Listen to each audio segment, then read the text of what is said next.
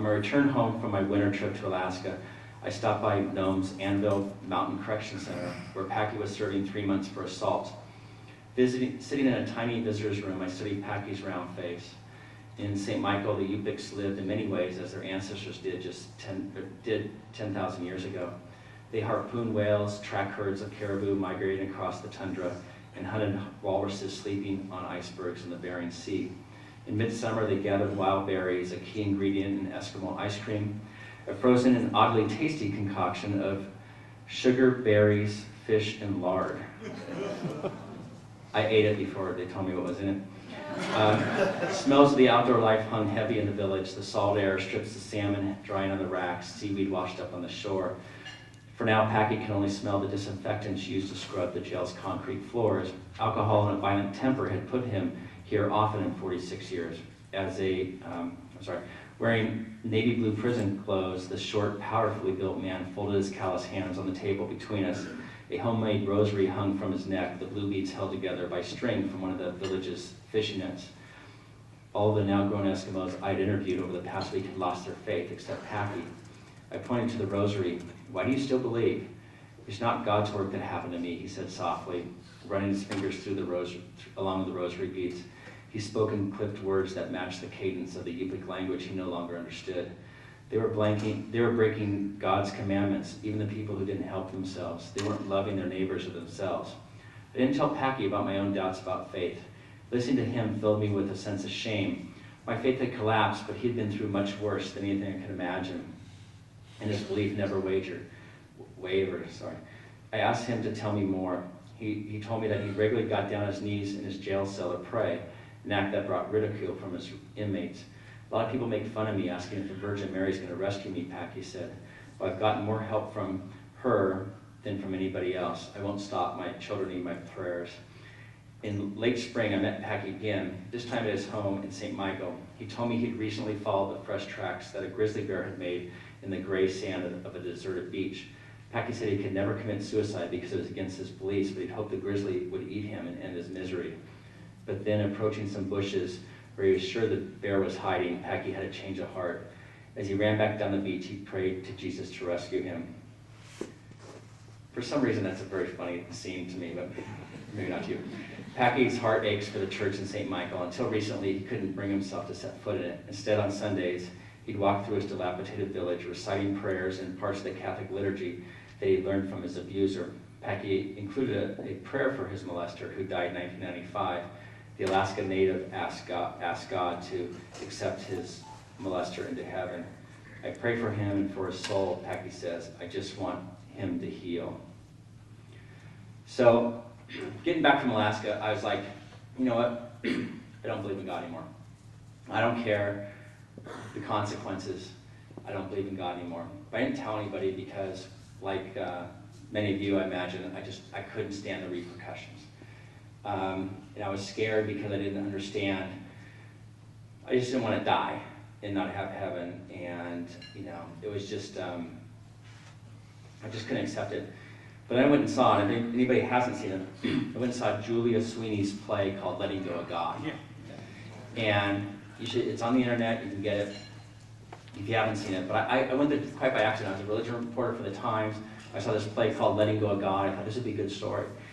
So I went there. It's a one-woman play. She used to be Pat from Saturday Night Live. And she talked about her slow, she starts off with Mormons actually, but her slow journey toward disbelief, and then her life after that. And she's a smart, intelligent, happy person. And I was on the edge of my seat the entire time. I had goosebumps, all over my body as I was listening. She was like speaking to me. Oh, thank you. And so with that, I thought, you know what, excuse me, I totally understand. I could be an atheist, I could be happy. I don't have to believe all, and by atheist, I mean, I think there's two camps. One, do you believe a personal God is looking after you and intervening in your life? Or is there some sort of deist out there that started this whole thing and has hands off, or is there nothing? And I think the hands off and nothing is one side, someone that intervenes in the other. I think hands off and nothing, they're the same thing basically. You know, it doesn't matter to me whether someone's hands off or nothing. That's where I am, either a deist or atheist. I started to see the miracles of my Christian life had rational explanations. My born-again experience at the mountain retreat had been about fatigue, spiritual longing, and emotional vulnerability, not about being touched by Jesus. I began to attribute my personal and professional turnaround to maturity, not the guidance from God. Landing a religion writing job at the Times is a product of years of hard work and persistence, not divine intervention. I changed in another way. I saw now that belief in God, no matter how well grounded in logic and reason, requires a leap of faith.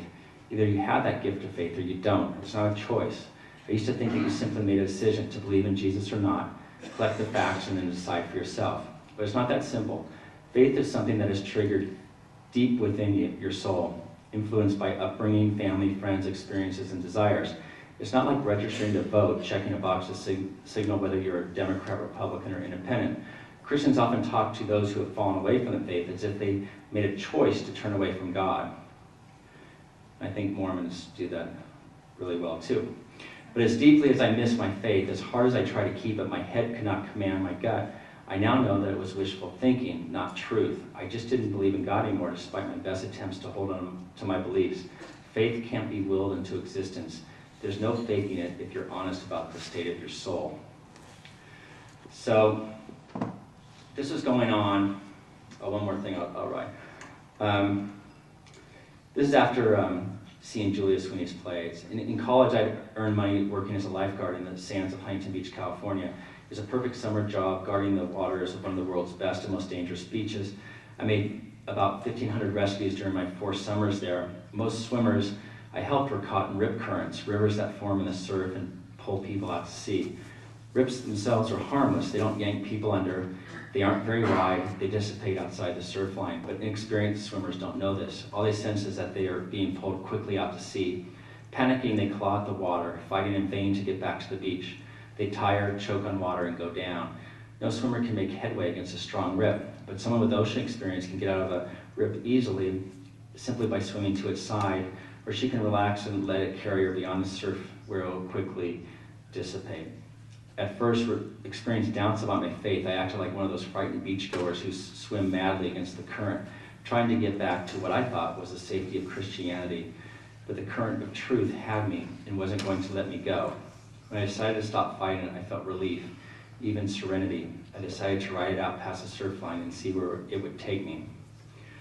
So I waited a year, and I decided to write an essay about my journey for the LA Times. I thought, besides Julius Sweeney, there wasn't a lot of people talking about doubt and seriously about doubt and what it means and sort of the toll it takes on you.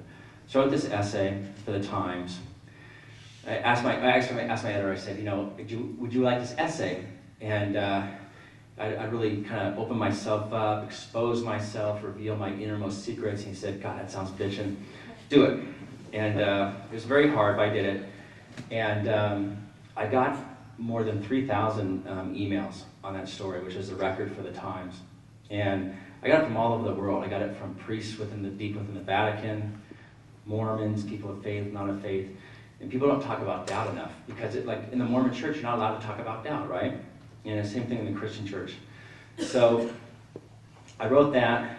And my last story for the Times, as a religion writer really, was on the fact that the DNA evidence shows that the Book of Mormon is not true. And I love the Exmormon community because they really supported me while I was just getting the shit kicked out of me by the official church and the farm idiots. So I stupidly accepted an invitation after the article came out to this Sandstone Educational Foundation conference in Claremont, California. Sunstone, what did I say? Oh, Sandstone. Sunstone. I thought, well, Mormons are nice people. I'll go there and we'll have a casual debate. And how many people know Clifton Jolly? Guy's a real a-hole. So he got up there, and I gave my little speech. There was other people. It was all very collegial, and everything was fine. But then Jolly got up there, and I'll read you his thing, and then I'm almost done.